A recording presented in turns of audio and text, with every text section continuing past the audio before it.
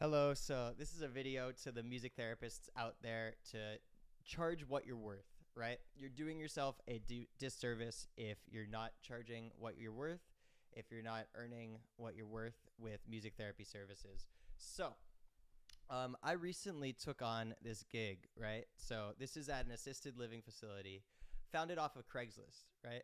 So off of Craigslist, I find this post saying, "Hey, assisted living facility looking for a musician, not a music therapist, a musician to perform $250 for a 1 hour performance." All right, so I email, I say, "Hey, I'm a music therapist. I would love to do this." Boom. They send me the dates and they booked me, right? They didn't even actually ask for a portfolio. I was really surprised, right? So I got $250 to perform for 1 hour, 1 hour at this assisted living facility, and they've called me back, and I've continued to have gigs, right? I didn't even set that price point. They set that price point, right? So I'm making $250 for 1 hour of a gig. And given, like, I'm driving 40 minutes each way, I'm packing up the car, all in, it does take me like 4 hours plus some time at home for prep, right? Um, but that time for prep is enhancing my skills as a music therapist. It's expanding my repertoire. So it's not like it's prepping just for that. I'm also prepping everything as a music therapist, right? So it's all skill building. It's all compounding interest in the terms of financial literacy, in terms of skill building, what I'm doing, and just being able to enhance the value that I'm offering to the next clients, right? So I've taken that. I am kind of waiting until I pass my board exam to do this, but as soon as I pass my board exam, I plan on just pitching music therapists. Pitching places, music therapy services for just that price point, right? Hey, I'm making 250 at the assisted living facility.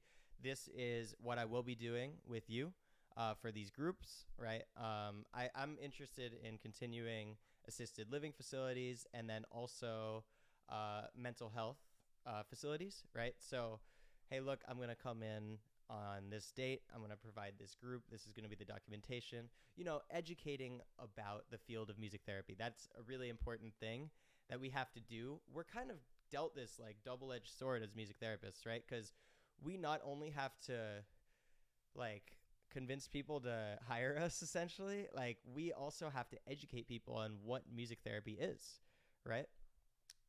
We've all done in our schools, like, what's your elevator pitch of music therapy? Well, you can use the textbook definition. Music is the evidence-based yada yada yada that yada yada. I forget the academic definition actually. Or you can maybe this is why I'm failing the music therapy exam, but I digress. Or you can just talk about what really is going on. You're setting goals and objectives that are non-musical, right? That are non-musical, and you're using musical procedures to get there. What does that look like?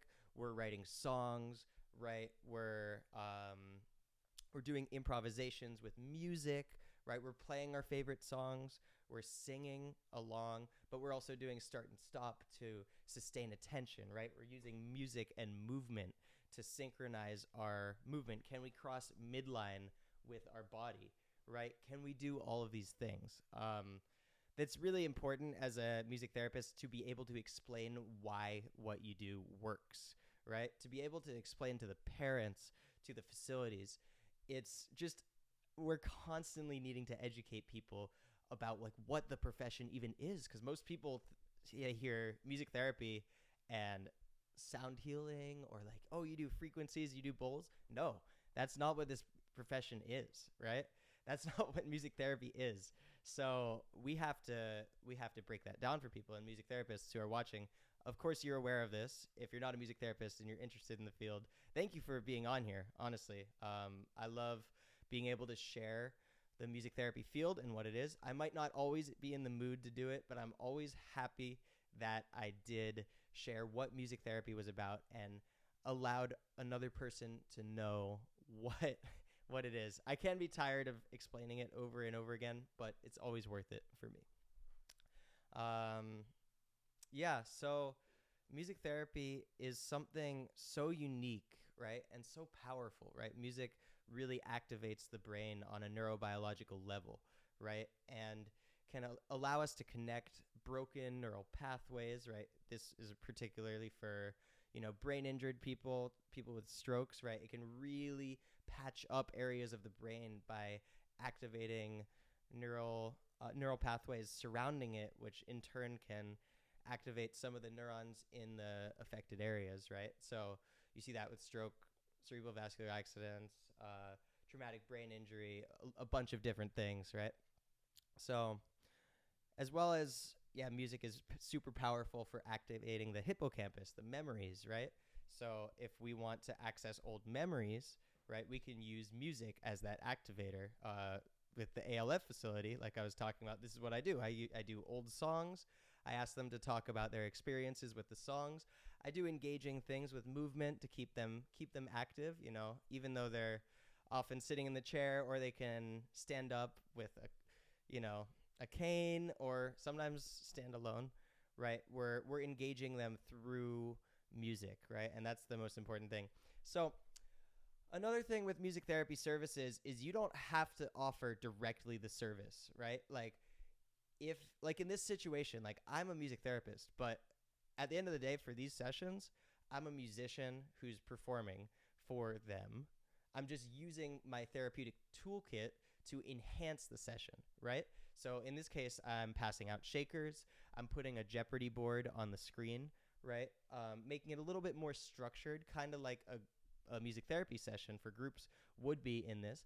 But the cool part about this is I don't have to document anything because it's not music therapy, right? So I save the bit of documentation there.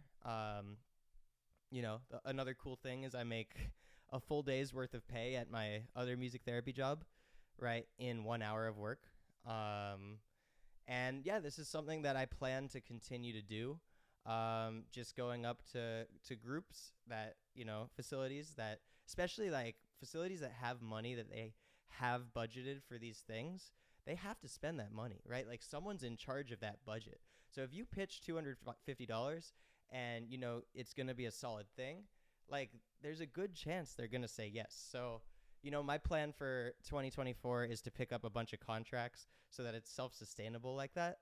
And like I said, as soon as I pass this exam, I'm really gonna go at it, get my LLC, for tax reasons, as well as deductibles, being able to deduct things for my taxes and whatnot. So yeah, for reference, I do come from a financial background.